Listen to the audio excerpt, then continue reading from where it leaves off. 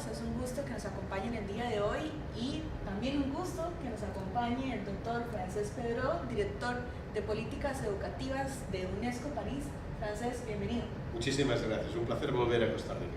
Muchas gracias por estar acá. El día de hoy nos reúne acá un propósito y es poder hablar de innovación educativa y qué se está haciendo en el mundo. Entonces, aprovechando la presencia del doctor Pedró en nuestro país, vamos a conversar un poquito al respecto. Para iniciar, Francesc, agradecemos el tiempo que nos dedicas y quisiéramos hablar un poco de tu experiencia y de todo lo que se vive a nivel internacional. La innovación educativa es un imperativo, pero ¿cómo la podemos definir? ¿Cómo la podemos caracterizar? Muy bien. Definir es relativamente fácil.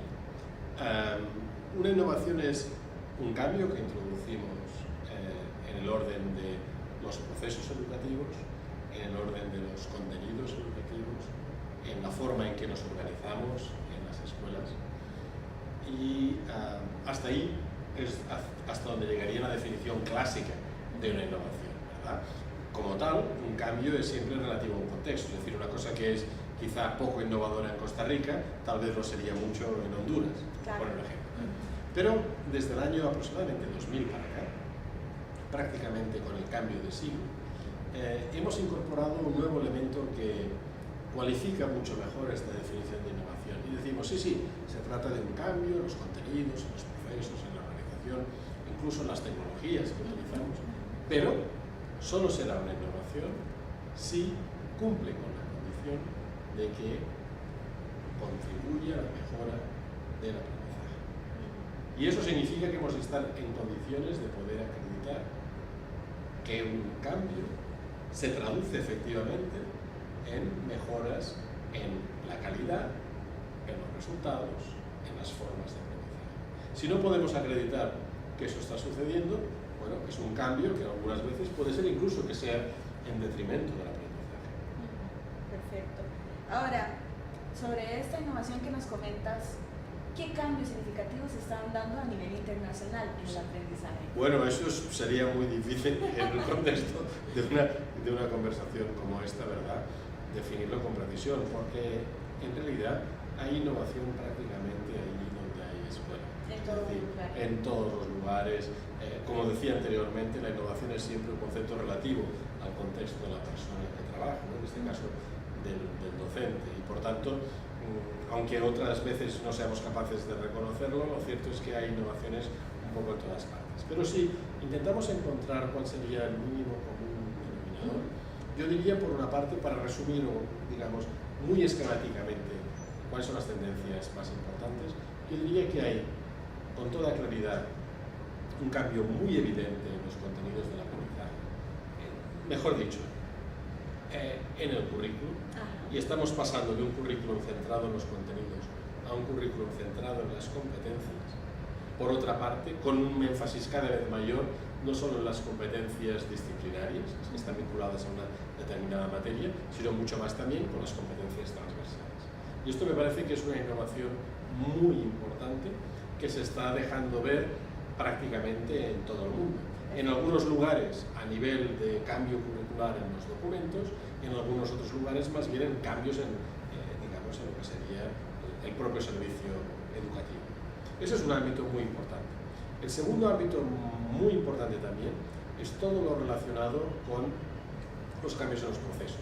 Porque efectivamente, si vivimos en un mundo en el que cada vez más nos piden ir más allá de los contenidos para favorecer el desarrollo de las competencias de los alumnos, es evidente que las oportunidades de desarrollo de esas competencias solo se dan cuando se ofrece efectivamente, digamos, una actividad que permite que el alumno intente, digamos, poner en juego esa competencia que está intentando desarrollar.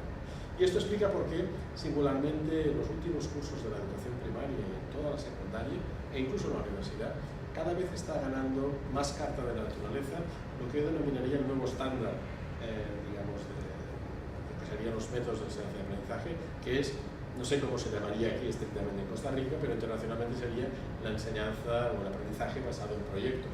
Algunas personas prefieren hablar de aprendizaje basado en problemas, ¿no? Pero en definitiva es lo mismo, es decir, en lugar de dar contenido y nada más que contenido, colocamos a los estudiantes, a los alumnos, en una situación en la que tienen que investigar, tienen que desarrollar competencias para tratar un proyecto, un problema que de una u otra forma puede estar muy vinculado con lo que ellos perciben que son sus necesidades más inmediatas a nivel personal, de grupo o incluso del entorno. Por ejemplo, un ejemplo muy clásico, muy importante estos días, sería todo lo que tiene que ver con el medio ambiente.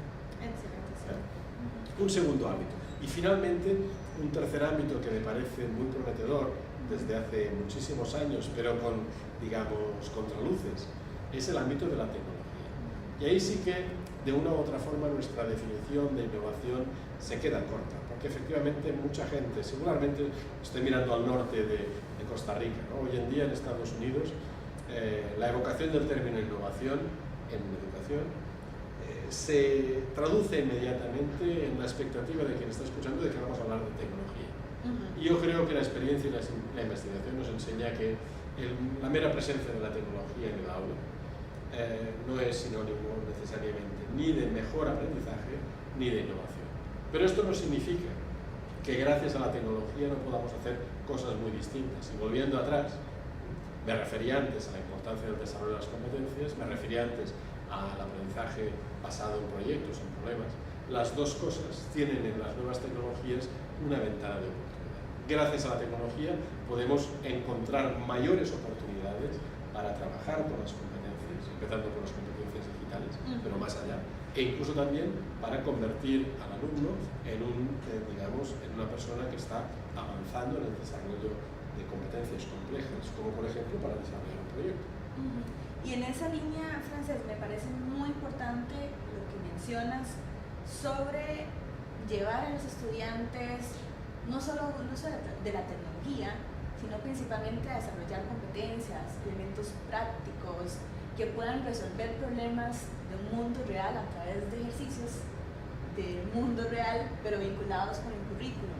Una gran pregunta que nos hacen los docentes cuando realizamos actividades de formación continua o desarrollo profesional es si la innovación educativa está altamente vinculada con las tecnologías digitales.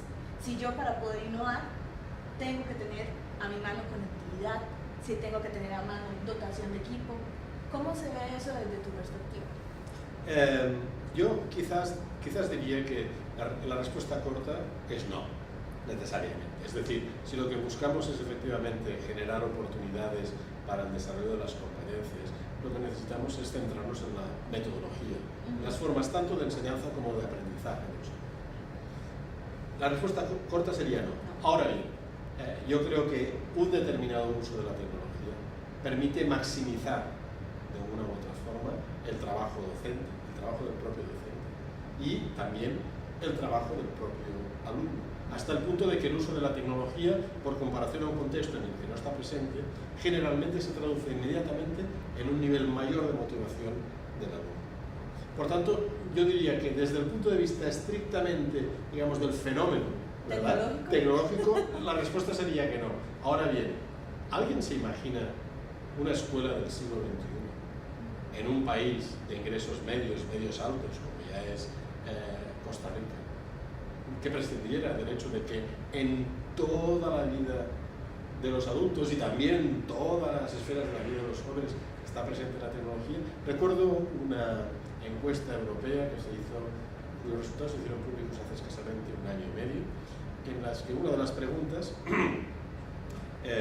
venía a solicitar: en los últimos 3 años, ¿ha notado usted algún cambio en su lugar de trabajo, en las tareas que usted realiza, derivado del uso de la tecnología?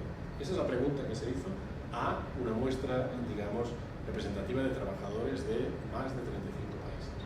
El resultado fue que, por término general, en torno al 35% de la población activa en esos países acreditaba que su lugar de trabajo había sufrido alguna transformación gracias a la tecnología. Bueno, si hiciéramos esa pregunta a los docentes hoy en Costa Rica, ¿cuál sería su respuesta? O, lo puedo preguntar de otra manera, ¿alguien se imagina la función social que hace la escuela de preparar a los jóvenes para enfrentarse a los retos del mundo de hoy ya, de lo que es su propia vida, prescindiendo del hecho de que viven rodeados, dependientes, diría yo, de la conectividad. Entonces, vamos a conseguir que la escuela esté absolutamente desprendida de tecnología. ¿Cómo vamos a acompañar a estos jóvenes en el desarrollo de esas competencias digitales? Por tanto, de nuevo al principio, la respuesta corta es no, pero francamente hay multitud de razones por las que sí vale la pena integrar la tecnología en la clase y aprovechar el recurso que como país tenemos. En esa línea, Francés, me gustaría contarte, hace más o menos un mes atrás, el Ministerio de Educación Pública de Costa Rica aprobó una normativa que regula el uso de dispositivos móviles en los centros educativos de secundaria. Esto es una oportunidad amplísima porque significa que vamos a poder integrar dentro de nuestros procesos educativos como docentes este recurso que todos tienen a la mano. ¿Qué nos recomiendas para que esta integración sea exitosa? Bueno, lo primero de todo es felicitar al país por esta constatación de lo que es verdaderamente, como decíamos al principio, una ventana de oportunidad. Es decir, en pocos años vamos a ver cómo las grandes inversiones que años atrás se hacían en equipamiento para los alumnos van a ir desapareciendo paulatinamente del panorama a medida que nos damos cuenta de que más y más alumnos, todavía no todos, es verdad, sí, y existen grandes inequidades, pero cada vez una proporción mayor de alumnos llega equipada. Entonces sería prácticamente, diría, estúpido no tomar en consideración esa tecnología que ya va con ellos. Y que nos demandan todos los días. Exacto. No solo porque nos lo diga un Ministerio de Educación Pública, sino porque es imposible sacarlo del aula. Y diría más, fíjate que cuando los alumnos salen del aula, salen de la escuela y nosotros les hemos mandado tareas escolares, si esos alumnos de los que estamos hablando tienen acceso a la tecnología, tienen acceso a internet con cualquier herramienta, es que algún docente cree que no van a utilizar la tecnología para resolver cuanto antes mejor ese tipo de problemas que les han... ¿Verdad? Entonces, más vale que no cerremos los ojos a la realidad y de que nos convirtamos cuanto antes en aliados de esos jóvenes en el descubrimiento, ¿verdad?, del potencial en positivo de la tecnología, pero también de los riesgos que acompañan y que están visibles, para empezar riesgos incluso en lo que sería el uso estrictamente académico, ¿no?, el plagio, por ejemplo, ¿no?, pero también en cuestiones más amplias de seguridad, de preservación de la privacidad, etcétera, que nos afectan también a los alumnos, ¿eh? Nadie ha nacido enseñado. Es un aprendizaje recíproco. Exactamente. Por tanto, yo creo que efectivamente bienvenida sea la iniciativa del país en este sentido, y yo lo que sí debo insistir, UNESCO lo ha hecho reiteradamente, por lo menos desde el año 2010, y reiteradamente volvemos a hacerlo, insistir en que para poder aprovechar la ventana de oportunidad de una tecnología necesitamos que al frente del aula el director de orquesta, que sigue siendo el docente o la docente, cuente con las competencias y las capacidades profesionales adecuadas. Entonces, el hecho de tener un aula de 25 o 30 alumnos que están todos perfectamente equipados con el ultimísimo modelo de smartphone no nos ayuda. Lo que nos ayuda más es tener un docente capacitado que quizá puede sacar partido tan solo de un celular. O de una aplicación. ¿Por qué no? Eso es en el fondo lo que nos interesa. Excelente. Ahora, Francés, hay mucha gente en este país haciendo cosas interesantes, bonitas. ¿Cómo podemos lograr que desde el papel que tenemos como docentes activos también colaboremos a la formación de políticas públicas que nos lleven a innovar más, pero desde este sentido que mencionas, desde un modelo significativo, no tradicional, más activo y que prepare a los estudiantes para el mundo real? Porque ya tenemos la normativa del uso de dispositivos móviles, pero todavía nos falta mucho, nos falta en el tema de seguridad, competencias docentes, estudiantes. Esto que están haciendo fuera del país los docentes, dentro del país, pero que están orientados de forma individual, ¿cómo podemos hacer que se diluya? Exactamente. Es una muy buena pregunta y en realidad es la pregunta que se hace en muchos sistemas escolares de todo el mundo. Tradicionalmente la docencia ha sido un asunto muy privado. Es decir, el docente era responsable, sobre todo en el sistema público. Una vez un docente venía investido con la autoridad de ser funcionario público, era, por decirlo así, amo y señor de lo que sucedía en su aula.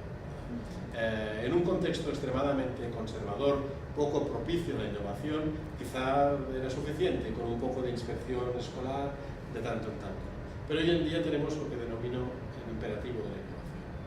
Y necesitamos que las aulas tengan paredes transparentes. No lo digo en el sentido real del término, que no estaría nada mal, sino más bien, que lo he visto en varios lugares también, ¿no? Sino más bien en el sentido de que los docentes deben tener la oportunidad de compartir los desafíos a los que se enfrentan y las fórmulas que cada uno está encontrando, a veces en pequeños equipos. Y esto significa que en aquellos sistemas donde se constata que los docentes no lo pueden hacer, es generalmente por causa de la falta del incentivo más importante en el desarrollo profesional, de cualquier profesión, que es la variable tiempo. Yo sé que cuando se habla de incentivos para los docentes, con frecuencia se piensa en cuánto dinero más vamos a llevar al bolsillo, ¿no? Yo creo que eso es importante para todos, desde luego, para mí el primero, ¿no? Sí, claro. Hay una gran diferencia entre llevarse un poco más de dinero cada mes o no, ¿no? Pero yo creo que como profesionales, la mayor parte de los docentes que yo conozco considerarían que el principal incentivo es tener más tiempo para hacer las cosas bien.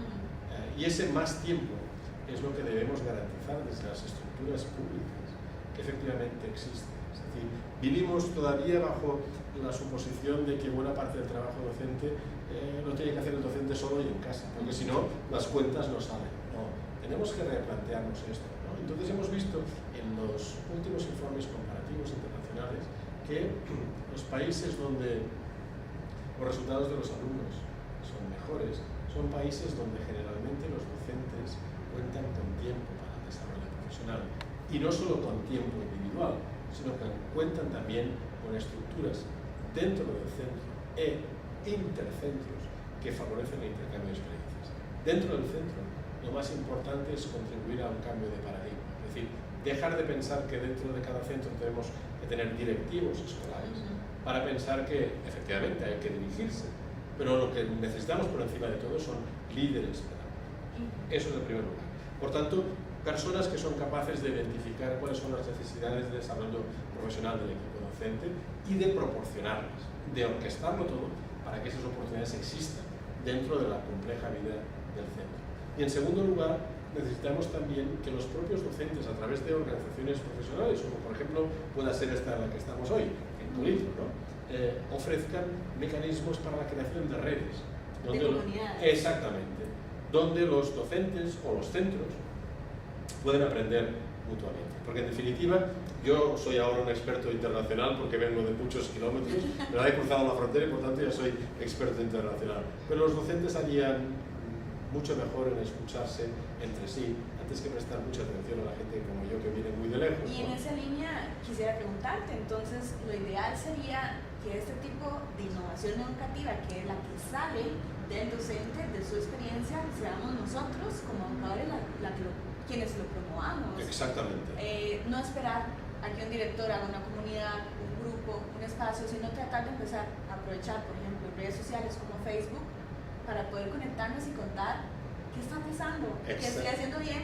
Exactamente, estoy totalmente de acuerdo. La tecnología nos ofrece ese tipo de plataforma que solo 25 años atrás, digamos, no teníamos, ¿no? ¿Verdad? Teníamos que desplazarnos, si queríamos ver algo teníamos que tomar el autobús, ir al otro centro, ¿verdad? Con jornadas interminables. Hoy en día podemos compartir muchísimo a través de internet, incluso filmándonos con nuestros propios teléfonos, ¿verdad? Para que la gente esté en nuestras aulas sin necesidad de estar físicamente allí. Yo creo que ese componente tecnológico nos ayuda mucho, pero insisto, me gustaría romper una lanza también por la creación de oportunidades para el encuentro también cara a cara. Yo creo que el mejor de los mundos es el mundo en aquello que necesita hacerse cara a cara, como es, por ejemplo, desarrollar una relación empática con los compañeros.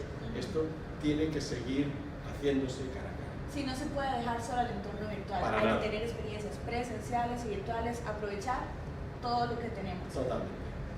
Finalmente, me gustaría tener más tiempo, pero se nos acaba. Hay un término muy interesante que dentro de tus presentaciones y de tus textos utilizas frecuentemente, que es el tema del huérfano digital. Desde la Gestoría de Innovación y Tecnología Educativa, nos gustaría que nos comentaras un poco de la responsabilidad que tenemos los docentes desde esa línea. Muy bien. Lo primero es explicar un poco ese concepto. Sí. Yo creo que años atrás se hizo muy famoso el concepto contrario, es el de nativo digital. Esta idea de que los jóvenes que tenemos hoy en las aulas, los niños también, ya nacen enseñados en materia tecnológica. Y hay mucha gente que sostiene que es todo lo contrario, es decir, que los jóvenes, sobre todo a partir de la preadolescencia, aprenden a utilizar aquellas aplicaciones que les son útiles desde el punto de vista de la socialización o desde el punto de vista estrictamente de la utilización de las herramientas. O el entretenimiento. Exactamente, que son significativas para ellos. La primera, el entretenimiento, y quizá en segundo o en tercer lugar, todo lo relacionado con cómo solventar las tareas escolares, que también es un mundo importante y al que no debemos estar los ojos, porque lo utilizan. ¿Significa esto que ya no hay que preocuparse por el desarrollo de las competencias digitales de los jóvenes? Yo creo que no. Y ahí es donde cobra fuerza el concepto de huérfano digital. Porque es un concepto que, a pesar de que incorpora una cierta connotación negativa, es solo una llamada de atención tanto a las familias como a los educadores de todo tipo, para que recuerden que los jóvenes no van a aprender por sí solos necesariamente siempre lo necesario. Y que por tanto hay una serie de herramientas que, si no se las proporciona la escuela, o de oportunidades de conversación que, si no están en la familia, nadie les va a dar a esos jóvenes. Sin esas oportunidades de conversación, sin esas oportunidades de desarrollo de competencias, francamente los jóvenes van a seguir utilizando Facebook, pero nunca irán más allá de eso. Utilizar la tecnología para construir aprendizaje. Exactamente. Eso hay que aprenderlo y esa es la responsabilidad de la escuela.